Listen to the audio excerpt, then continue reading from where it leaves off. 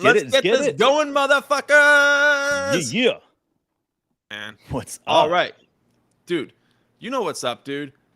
6 threes from Cason motherfucking Wallace. 5 for 6 in the first half, guys. And then Truly outstanding, man. the half court three in the second half. He's just playing with us, man. He's just playing. He's like, whatever you can do, I can do better. I don't get it, man. I get it. I think that I know something about basketball, right? And I had all these questions about him. In one summer league game, What's up, questions were Corey? flying. Bye, bye, bye, bye. Just like Brittany said. But listen, it's I love Wait, that. no, I love that Britney right there, that man. wasn't Brittany, dude. That was the Backstreet Boys. Sorry. But no, I don't care. The Britney throw in there was great for old Victor's sake, bro. She grabbed me. All right. She manhandled me. All right. So anyways, no, I think it's incredible to see Cason step in like he did, man. Like I have to say is that like there's moments that young players come into games and you're like, okay, that dude's ready. Right. But he's been watching the 3 games What's up, in James? Utah, just sitting on the bench, waiting for his moment. And then all of a What's up, sudden Corey? his moments here. And it wasn't like his shot was so fast that even after his release, he was still open. You know how guys take a little bit of time and they release and then they're not open by the time they're shooting? He was so fucking fast. His release was insane. His defense, the way he got up and down the court, I think he had what, 2, 3 steals. Like he was everywhere, man. Like Playing pace. somebody like that makes Sam Presti, who is sitting in the stands, right, saying, "At what point am I going to have to pull that ripcord and save money on this team in order for Cason to get that starting position?" And all of a sudden, he's sitting there going, "Oh man, if he can do this in his first year, dude, it becomes another J Dub situation." I mean, think about it. If he comes out there and he does what he did in the summer league and he's just dominating, Mm-hmm. how are you going to keep him coming off the bench? You can't. You can't. What's up, Dude, James? you're All so right, right, man. man. Let's take a second though before we Let's get do any it. further. Let's do it. All right, man. You gonna go ahead and read our supporters, guys? It's Yeah, pretty man. cool, We got to man. give a massive shout out to YouTube for making this available to us and everybody on YouTube who has given us your support. We love you. Mark Howitt, Ryan Sheffield, Alsambra, Niner by Nature, Unk, John Flatt, Blake Thompson, Kay Bizzle, Smithsta, Cameron Peters, Wayne Hode, Bluegill, and Golden Soldier. You guys are the founding. Everybody else, you are too. But we got to give a special shout out to the people who have financially put their money where their mouth is. Yeah, and I want to give a special shout out to Niner by Nature, man.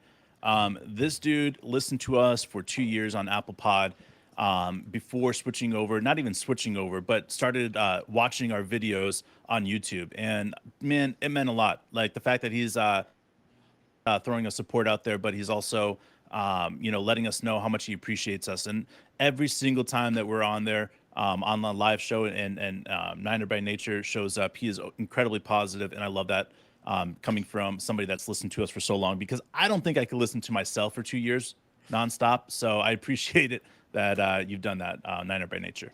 Absolutely, man. And Smithsta, big shout out to him. Passing out, gifting out all of the memberships. We love it. We call it the Worldwide Thunder Family for a reason, and you guys are all a part of it. Whether or not you support us, just showing up, listening, and jumping in the chat and talking to us, it's all support. And let's jump back and talk about the pre-draft situation when we looked at Cason Wallace. Yeah, and man. then let's talk about the contrast between that moment and how we feel after one summer league game. Has your opinion changed a lot? No, what I said about in the pre-draft is exactly what I felt like I saw in the game one. And now we're not supposed to get too hyped about summer league, but the reality is that when a player comes out and looks that good, I mean, he looked as good as J Dub out there, and J Dub's had a year in the NBA already. And I'm not saying that there wasn't a body size different, and there wasn't a, J Dub get into the hole incredibly easy difference, but what I saw with Cason out there is an opportunity for him to shine in the summer league like J Dub. Like this is it. Like this is an opportunity for him to start earning respect from the coaches, respect from the GM, the assistant GM, and ultimately the president of basketball there. So, like this is a big moment, and I love the fact that he went out there and did what he did the first game he played because Sam Presti was there. In a way, he was thanking Sam Presti as being like, "I got you, I got you. You're gonna be happy you picked me."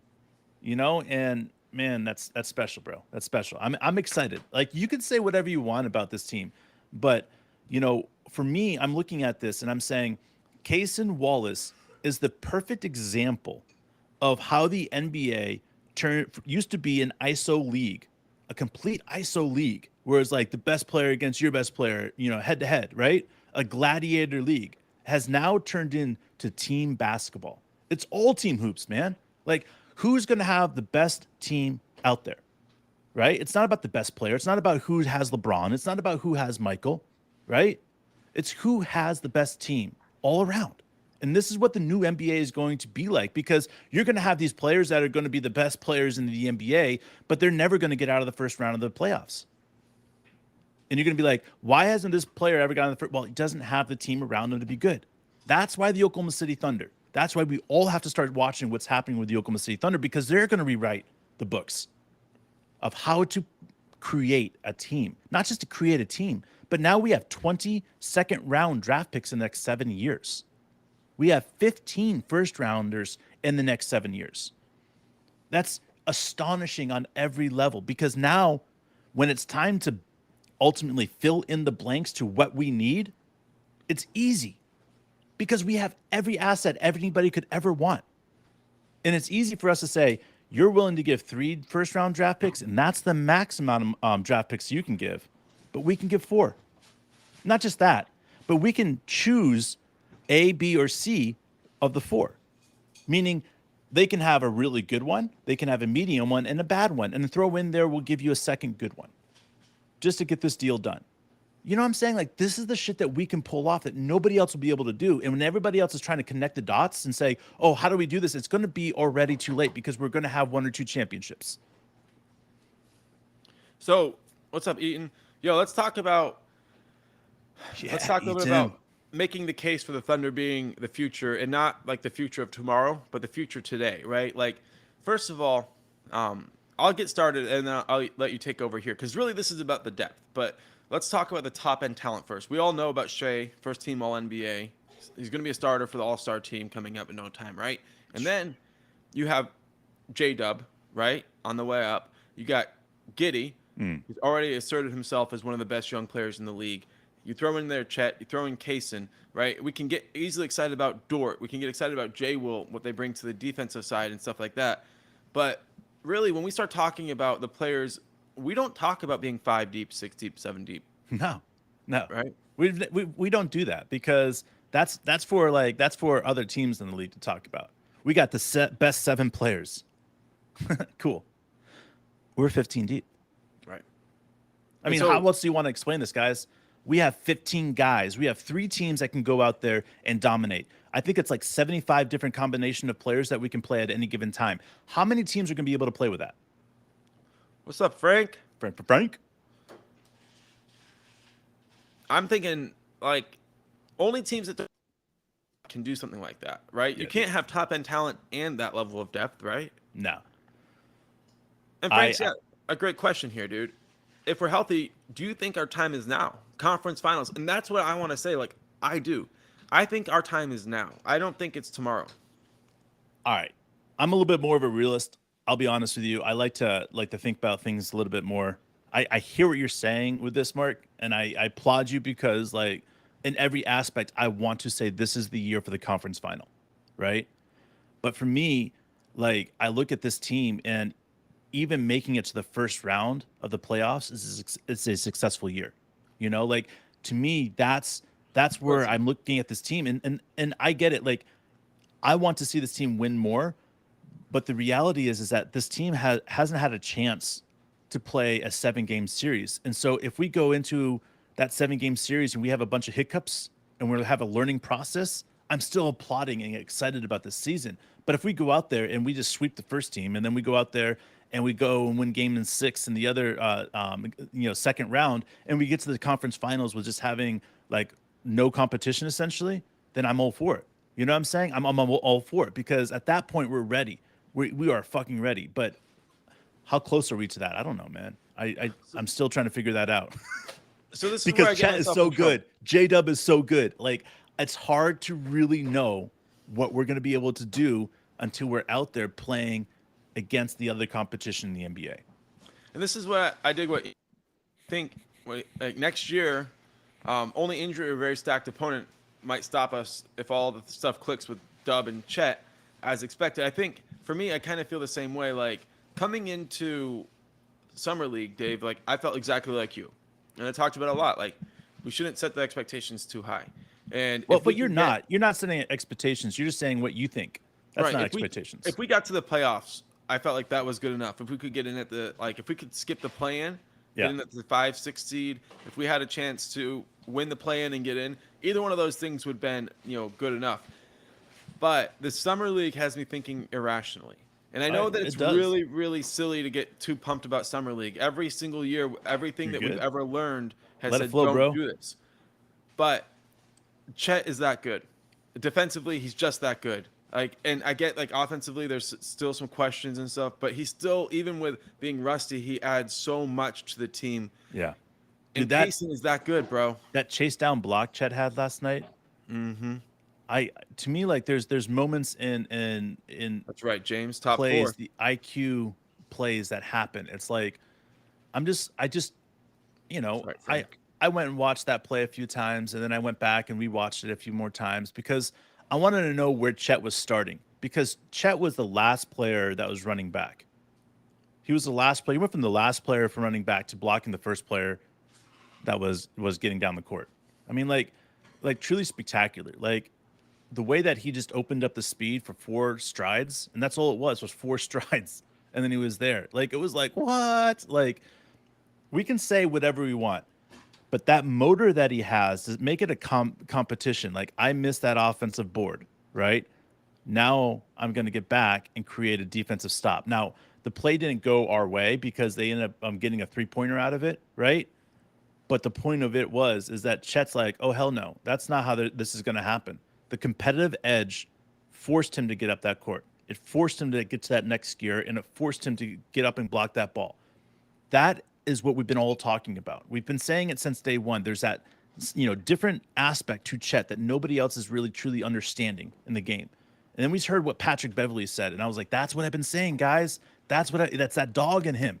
Like he's willing to do whatever it takes. And I think about it, like, that's the biggest question I had about Victor. It doesn't mean that Victor is not going to be a great player, right? But the difference between having the dog in you and not having the dog in you is the difference between being a cat in the NBA, right? And being a LeBron in the NBA. I mean, that's the difference, like you both playing power forward. Victor, does he seem like more of a cat or LeBron? Dude, it just reminds me of a cat. When every single time I watched him play, it just reminded me of cat. And that's the thing about it. When I watched Chet play, Chet has that, I want to be the best no matter what. And when he tells you about it, you believe it. Like the way he says it, you believe it. Like Victor's like, yeah, I really do want to be the best player in the league. I mean, like, where's the belief? Like that's what I'm saying, is that there's a difference between Chet and the rest of the guys in the league right now. And it's that mentality of he wants to get it done. And then you add J-Dub into that mix, and you add Shea into that mix, and you add Josh Giddey into that mix. We have guards that are power forward and forward size guards that are going out there, right? And then we have Dort playing defense like he does. Man, this is insane. We watched Chet the other day in Salt Lake City play point guard. Like, it's insane, guys, what we can do with the ball. Like, everybody else is sitting there saying, oh, what if we do this? Oh, what if we do this? No. Let us show you how to do it. You get 15 players that can play, 12 of which are going to be guards. And you're going to play so hard and so good that everybody else is going to sit there and try to figure out how to connect the dots. How did this team get so good that they can play 15 guys against us? Dude, we appreciate you, James. Thank you. Listen, Dave. Yeah, James. Let's back up to last year. Last year, Summer League, it was mostly about Chet. We got excited about J-Dub, but most people were like a little bit unsure of what we were really seeing. Dude, right? What did we say about J-Dub after the preseason, though? I don't remember, but I know I said that I felt like J-Dub was going to end up being one of those players that is going to end up being in the top 5 in the Rookie of the Year, because he showed too much in that aspect. And I saw the same thing in Cason, man. So let me ask you with Cason, because Top like five, baby. with J-Dub, we were like, all right, where he started and where he ended wasn't the same. Like he came in, obviously he broke his face at the like first game, and then so he got a little like stutter step at first, but then he started catching rhythm. By the second half of the season, he was a different player, right? He found a way to fit in and stand out at Who the was same his? Who time. broke his face again? It was the Timberwolves, but I don't remember. That's right. I don't remember which guy got him, but um, my question with Kaysen is not necessarily where he'll start the season, but where do you see him contributing in the second half of the season as he gets like really into the flow of what we're trying to do? All right. McDaniels, that's right, Ian. When I scouted him, I said I felt like if he was going to play on this Thunder team, I don't know if I said this on air or not, but I felt like if he was going to play on this Thunder team, I felt like he was going to make um, Dort's job difficult by the end of the first year. Okay, so that's So exactly what I'm talking about too, right? yeah, like the first half of the season he's going to be getting the flow, finding out his groove, and then it's the second half that he's going to shine, and it's going to be like, okay, guys, you know, what are we going to do now? Because we have a young blossoming player that's ready to go. Because I really like Cason. I like his game. He was my favorite guard on the board. Um, I really like Scoot Henderson, but I knew that he was unable to be somebody that we were going to have on the team. But when it came to Cason, I was like, this is it, man. If we're going to get a guard, this is the guard that we're going to get. And I even said that on the pod. Like, this is the guy that we're going to get if we're going to get a guard. Because there was no other player on the board as a guard that was like, oh, yeah, he's somebody I want on my team. Dude, Cason, the way he talks, the way his demeanor is, the way he's just chill and just relaxed, and the way he gets super amped up and playing defense out there, and how he's able to recover after he gets beat. And there's so many things that he can do that's like, ho, ho, ho. The kid's special. It's not just one thing he brings to the game. You know, it's just not one thing that he's like, oh yeah, he can go out there and score. No, no, no, no. He's a many dimensional player, dude. He's got so many different aspects to his game. It's going to take a long time for us to unravel how good he's going to be in the NBA.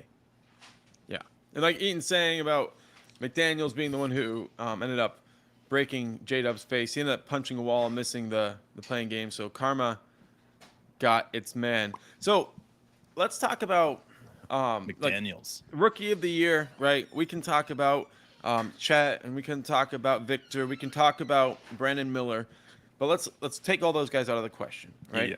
And let's just say the top guard for rookie of the year in voting is going to come down to, in my opinion, and it could be wrong here, guys, but Scoot and Cason. Okay, they're going to go 1-2 in guard voting for rookie of the year. Make a case for Cason being a better player than Scoot. Well, Scoot's going to come out and start right away. All right. But with the Blazers, the way they play players, I think it's inevitable that Scoot's going to get injured and he's going to miss a substantial amount of games. So for me, it's about Cason staying healthy. If Cason can stay healthy the entire season and play in all 82 games or play in 78 games or something like that, you know, and average even 15, 20 minutes a game, then yeah, he's going to finish above Scoot. Because the Blazers are still in this mode of, you know, Damian time. When they switch off from Damian time and they start trading some of these other players that they have now, then yeah, then I'll believe what's going on. But like right now, they still got Jeremy Grant, they still got Anthony Anthony Simons. Like, got enough players right now that it's like even if Dame goes, like they're still going to try to compete. So if it's just straight up and they both play 78 games, and Scoot's going to have way more minutes than Cason, unless Dort or somebody like that gets injured on this team, then Cason's going to be right up there. Do you think Cason will have a better career than Scoot? I mean, you're asking me. I'm a homer, Right. right? Well, But let's talk about I'm also style. a realist in that aspect though. So I think Scoot's going to be one of those guys that he's going to average 23 plus points a game in his career. You know, he's going to do very, very well. But I think Cason is going to be known as a starting guard on a championship team. And that right there is going to be really hard to beat, especially if you're the Blazers and you can probably sneak into the playoffs a few times during Scoot's career, you know? Yeah. Like, Well, all right. So with Scoot, let's talk about his game. Right. He likes to get downhill. He relies on athleticism to finish. He's a good playmaker, but mostly he makes plays for himself. yeah. Um, Cason is probably a better defender already. Right. Yeah. He has a I mean, better like, 3-point shot. yeah, His it's game hard. is more perimeter orientated, Yeah. and he's a better playmaker. I'm just like, I get the hype around Scoot, but if you're just like looking at like these players on paper, you Well, would think the one I with go back Cason's to game would be better. how would Scoot look in college? If Scoot He was needed on that team and Cason was in the G League, what would be the situation? Well, I think the situation would be reversed. really. I think Cason in the G League would stand out incredibly well because his game in the NBA is something that's is special, and I think that being Kentucky and learning in Kentucky with Coach Calipari, I think is a great learning tool. But I, on the same sense, is that sometimes like really good guards don't get to shine.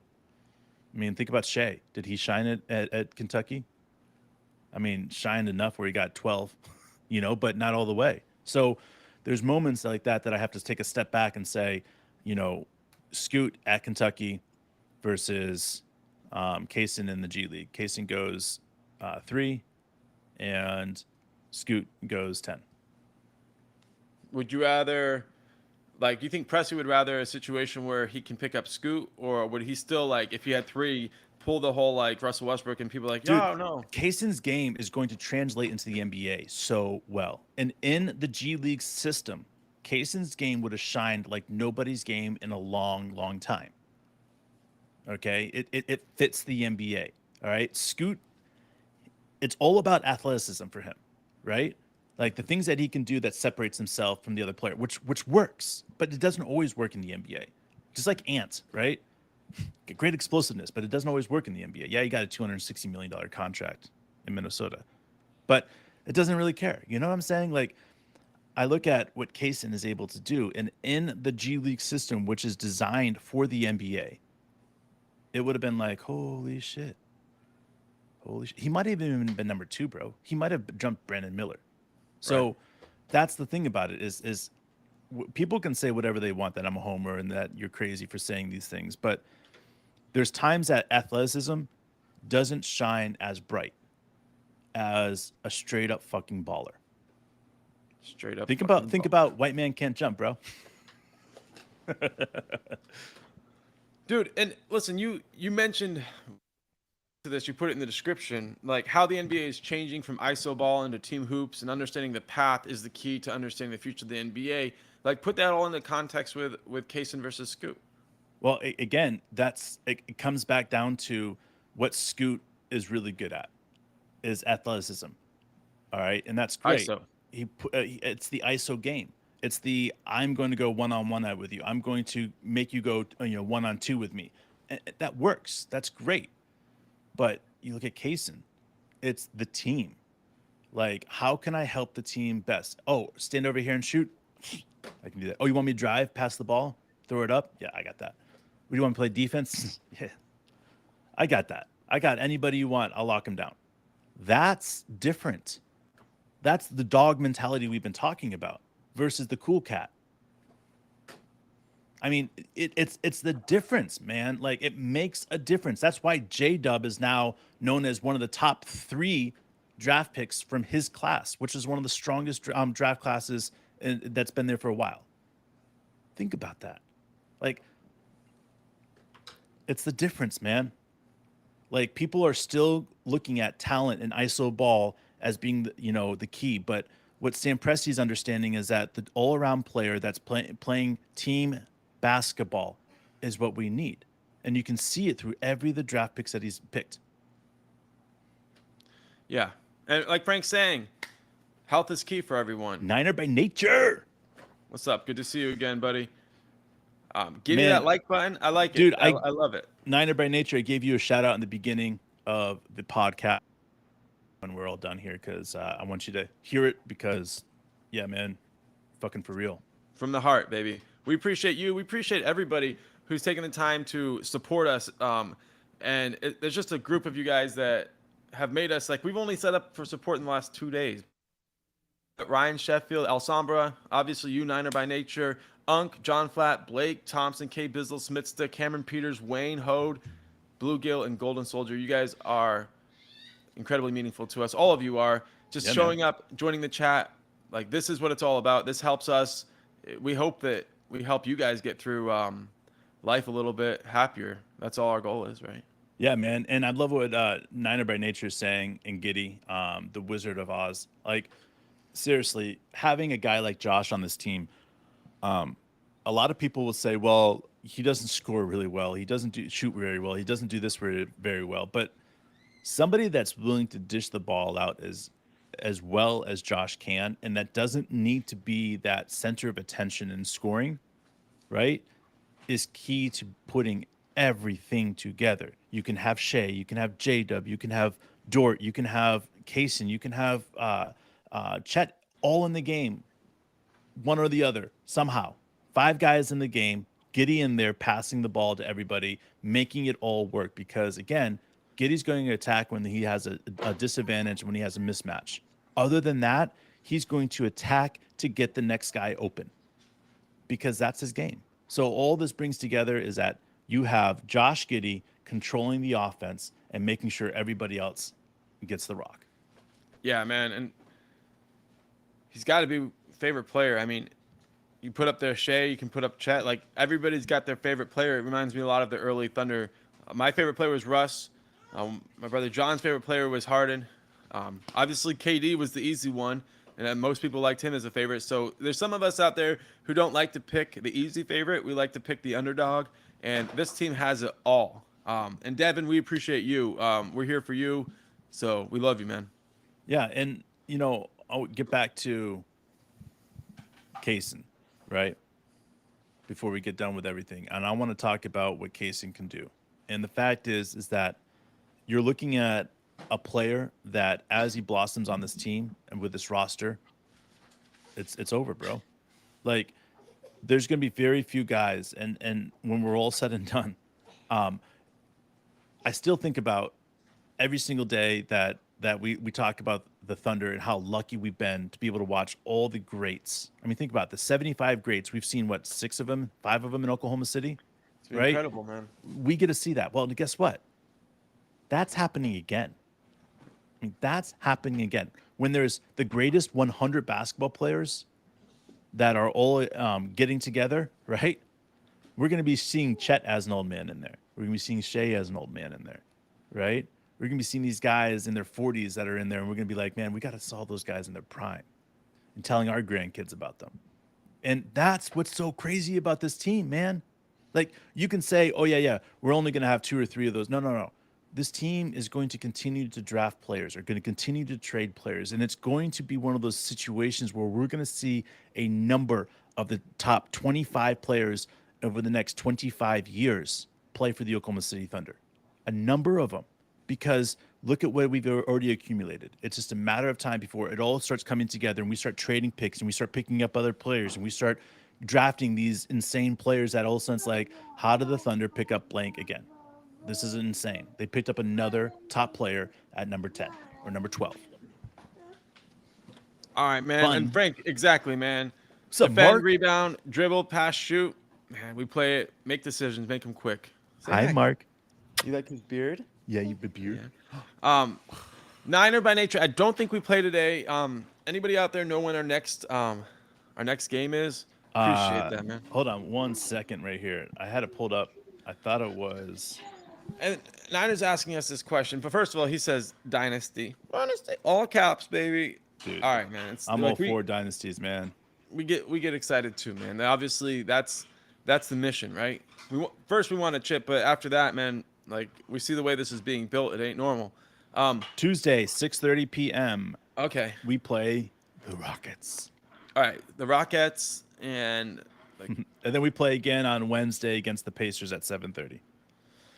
So, Niners asking this question: do you think Dort is in trouble because of Cason? And James thinks that he might already be over for him. I said this Here, I'll be when right we back, drafted bro. Cason is that this is Dort's 2 years notice. But here's the thing about Dort. If I think Dort's improved his game tremendously this year, so I don't think this is going to be the circumstance. But I do believe that we're sitting in a circumstance that in the next 2 years that Dort will be traded. His contract, uh, obviously close to $20 million, or if not $20 million a year, is a very tradable contract. And on top of that is that when we get to that point where we're trying to sign Josh Giddey, Chet, Shea, J Dub, all these guys, we're needed to have as much flexibility. So some of the smaller contracts that we have that are like, 12 million or 14 million or 20 million, those are the ones that are going to be stripped. And it's fine. But I do think that Dort is in that situation where if Cason or Cason keeps playing well, he's gonna be in trouble. I mean, like he's gonna be in serious trouble. Do I think that we will move Dort to the bench? No, because I think that that will devalue who Dort is, and I think that keeping him playing in that starting role will keep him at a very good value, so that you can add a draft pick to him and move up maybe, I don't know, 7, 8 places in the draft. So if you're sitting at like a place at like a 10, 12, and you want to move up into the top 5, like Dort is a very good piece to add to that, to be able to do so. So it will be interesting to see what Sam Presti can get out of it. There you go. Like Niner by Nature said, very affordable contract. And Nancy, thank you. Next game is Tuesday at 5:30 Central. Appreciate that, Nancy. You got Mark. I can't get enough of Cason, bro. I'm pumped. I know, dude. Like, it's all one of those beautiful things if we're looking at the fact that we're even talking about Dort being switched out. Because here's the thing that was so crazy is last year we were talking about Dort being switched out and trying to find a power forward with J-Dub being switched out with Dort. But now we're talking about J-Dub in that starting lineup, right? Yeah. And Dort's still there. And it's crazy, man. Like there is no forward position right now on our team, and I love it because Josh Giddey can play that forward position if we need to. I mean, he's gotten thick. I mean, Josh has gotten big. He's ready at that 6. He might even be 6'10", bro. Josh might be 6'10" now. So, fuck, I man. mean, once you're at that height, man, you can pretty much do what you want to do. And if he's you not got the game to do skinny. It. He's got those massive bones. He's got those You're right. work Giddy bones, I call them, man. They look like massive. Remember when I said we drafted him? I was like, he's not done growing because his ankles and bones and his knee bones and his elbow bones look so big, Yeah. And he's just a big dude, and it's exciting to have somebody like Josh that's out there that can play literally 1 through 4. Any of those positions that he needs to play. And the switch offs are easy for Josh. And he played the center of the zone last year. We saw so much from Josh, and adding him to help Cason develop and help J-Dub develop and help Chet develop, puts him a year ahead of time now. It's crazy, man. Cason's going to come into the game, and everybody's going to be watching J-Dub or this player or that player and keeping an eye on him. And Cason's going to come up in the game. He's going to be wide open, corner three. And who's going to find him? It's Giddey. Yeah. It's going to be cross-court passes. It's going to be one-handed dishes. It's going to be Cason is going to fit into this position so well that everybody's going to say, well, Cason needs that starting position. But dude, that's what's crazy is because we're talking about as one of the best defenders in the league, somebody that's not a chump on offense, right? Yeah. And on most teams in the league, he's going to start. And we're talking about a rookie outplaying him right now. Can Cason defend like Dort? Not right now, but in 2 years, he's going to be just as good as a lockdown defender inside of our zone, our hybrid zone that we play, right? Dort is what I would consider one of the best, if not the best, ISO defenders in the league. All right? Remember, it's that old school mentality. It's that old school offense. He's old school. Would define Dort's best qualities on defense. To me, comes down to that. When's the best times that you've ever seen him play defense? When he's up against a elite offensive player. Which is what? Which is whom? I'll go with LeBron Luka. James. Luca. LeBron. Yeah. I mean, these guys are what? ISO scorers. Right, and they might bring a screener, which Yes, but then it's he pretty gets, safe but with that's where he Dort. gets the fouls on them called. Boom, But exactly. that's how he is able to make his stripes. Like that's how Dort is able to understand the defense on the next level, like he does. So whereas Cason, to me, his strength at this moment, and I know very little about his defensive strengths, but he's a great off the ball defender. He can stop the point of attack and then get out and cover his man. I think they're different types of defenders. Like I would leave Dort on an island, whereas Cason right now, I don't know that I would. I think I would want. I think Cason's a hell of a weak side defender, a great team defender, and I think having them both on the court actually will complement each other. You wouldn't really want, with a few exceptions, like teams that have two 1A and 1B options, you wouldn't want two elite on the ball defenders if that's all the only defensive skill they had. Not that Dort's only defensive skill is on the ball, but that's his biggest impact. Whereas like Cason, I mean, he plays like a free safety, he plays like a linebacker, he plays this sense of like I'm gonna read and react. Yeah, he does, man.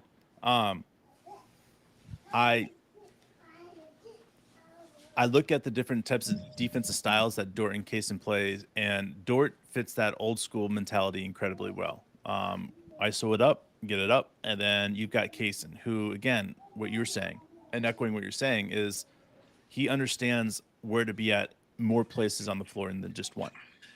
You know, like, okay, you get stuck in the bottom of the defense. That's okay. You know, like he understands way more about how to help the team out, right? And I go back to what Dort brings to the table, and I'm a huge fucking Dort fan, so don't take this as me bashing Dort, right? But Dort gets the ball and he attacks the hole really, really hard, right? Was it got like a 60% chance that ball is going in, right? Probably not that high. All right, 54%. That's right. There you go. That's what it is. 54%, guys. I think Cason could get to the hole and finish at 70%. And that's more because he has more ups. He has more he has that, right? And he's going to attack that hole. He's going to attack that rim. And for me, I see that and I say, what are we going to be able to say? Can Dort get that up higher? If Dort can get that up to the point where he's averaging, because if he gets up to the 65%, 70% range, you know, right? Then he's going to be averaging close to 20 points a game. At that point, it's going to be hard to trade Dort. And if you're going to trade Dort, right, that's the highest peak that you're going to be able to get at the end of the season. So for me, Cason's not going to take over Dort's starting position at all this next year. He'll be more like the sixth man. And he's going to have a hard time getting to that sixth man because that's not going to be an easy path either, man. I mean, he's got a long way to go up. I mean, you got Kenny Hustle. I mean, you've got Jay Will. You've got a lot of these other guys that are ready to go out and play and get those six-man minutes, man, because the six-man minutes are significantly more because of the way that Coach D rotates everybody. And in that fourth quarter, the sixth man, who is the true sixth man playing really, really well, is getting those fourth quarter minutes, which, again, it's a lot more. What's up, Road Dog? Nice to have you, Road man. Dog. Frank's asking us about this defensive lineup of Lou, Dort, Cason, Wallace, Kenrich Williams, Jay Will, and Chet. I mean, look, they can play offense too. Yeah, man. Jay Will get that three, man. It's insane, man. You think that's our best defensive lineup? Yeah. I like Kendrick Williams there, man. I like him a lot. Thank you, Niner. Hell yeah. Niner by nature. Appreciate that, bro.